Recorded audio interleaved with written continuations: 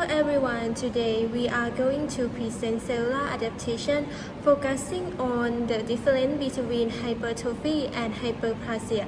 Let's go! Before we begin our presentation, I would like to introduce our group members. There are 7 members in our group. Let's get to know them. What is cell adaptation? Under normal conditions, the body maintains a stable internal environment known as homeostasis. This includes producing energy and substance required for normal cellular function, replacing old or damaged cells with new cells, maintaining the chemical balance within cells, and removing waste products. When cells are exposed to change such as increased stress or harmful stimuli, their environment is ordered to survive and continue function. Cells undergo cellular adaptation, which involves change in their structure and function. There are 5 major types of cellular adaptation. 1. Hypertrophy. 2. Hyperplasia. 3. Autophagy. 4. Metaplasia, and 5. Dysplasia.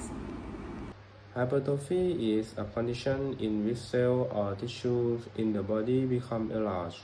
This occurs because individual cells enlarge to cope with the increased workload, not because the number of cells increase. Physiology hypertrophy is natural muscle growth. It is processed by which tissues or cells in the body expand in size in response to increased needs without causing disease or abnormality. This is a common positive adjustment observed in the musculoskeletal and cardiovascular system. Physiological hypertrophy is caused by hormone. It's like you can see two pictures. Picture A is growing uterus, enormously allowed to accommodate the growing fetus. And picture B, you can see normal uterus, normal small size, roughly the size of a feet. Now let's examine the histology. This slide compares the smooth muscle cell of the uterus under a microscope. The picture A is growing uterus. The smooth muscle cell under the significant enlargement and elongation due to the increased synthesis of the structural and contractile proteins. Additional, during actual pregnancy, a limited degree of hyperplasia concurrently occurs. The picture B is normal uterus. The smooth muscle cells are of the normal small size and loosely aggregated. The enlargement of the uterus during pregnancy is induced by estrogen stimulation. Estrogen binds to receptor on smooth muscle cell, triggering increased synthesis of proteins and cellular components, which leads to an increase in individual cell size. This process represents a form of cellular adaptation that is fully reversible after childbirth. Pathologic hypertrophy. Pathologic hypertrophy is an adaptation of cells that occurs in response to disease. It is the body's attempt to maintain normal function when an organ is under increased stress. For example, in patients with high blood pressure or abnormal heart rate, the heart has to contract more forcefully to pump blood. Therefore, the cardiac muscle cells become larger, which causes the heart itself to enlarge. This condition is known as hypertrophic cardiomyopathy. This slide is hypertrophy of the heart, also known as hypertrophic cardiomyopathy or HCM. In this presentation, we will compare normal heart with a heart affected by HCM. First, we will look at the gross appearance. As you can see in the picture, the left ventricular wall, especially the interventricular septum, becomes thicker. This makes the left ventricular cavity smaller, so less blood can flow out of the heart.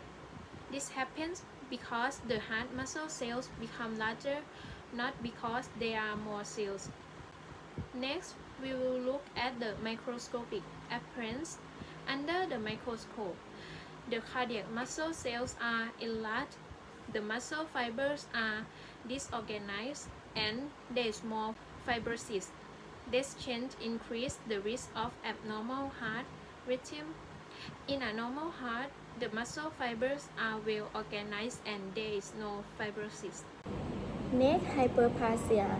Hyperplasia is an increase in the number of cells due to cell proliferation. It usually occurs in cells that are capable of dividing, such as labile cells and stable cells. Hyperplasia can be classified into physiologic hyperplasia and pathologic hyperplasia. Physiologic hyperplasia. 1. Hormonal hyperplasia.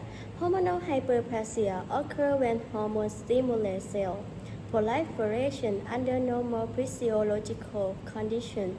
For example, the glandular cells of the breast increase in number during puberty, pregnancy, and lactation. 2. Compensatory hyperplasia. Compensatory hyperplasia is the increase in the number of cells after parts of an organ or tissue has been damaged or surgically removed. For example, after partial removal of the liver, the remaining liver cells divide and multiply to replace the lost tissue and restore normal liver function. This slide is about physiologic hyperplasia, also called adaptive hyperplasia. It is a normal increase in the number of cells in response to stimulation. A common example is lymphoid hyperplasia. When the body has an infection or inflammation, the lymph nodes become larger because more immune cells are produced to help fight the infection. Next, this slide is about pathological hyperplasia. It is an abnormal increase in the number of cells caused by excessive hormonal stimulation. A common example is endometrial hyperplasia, which happens after prolonged exposure to estrogen. Excess estrogen may come from ovarian tumors or hormone therapy. These conditions usually affect only one tissue type in an organ. In some organs, such as a prostate, multiple tissue types can undergo hyperplasia, including glandular, epithelium, connective tissue, and smooth tissue. Hyperplasia is generally reversible when the hormonal stimulus is removed. However, the affected tissue or organ may not return completely to its original size. Hyperplasia and hypertrophy can occur simultaneously. A classic example is the uterus during pregnancy. Both the number hyperplasia and size hypertrophy of smooth muscle cells and the epithelium increase. As a result, the uterus enlarges during pregnancy.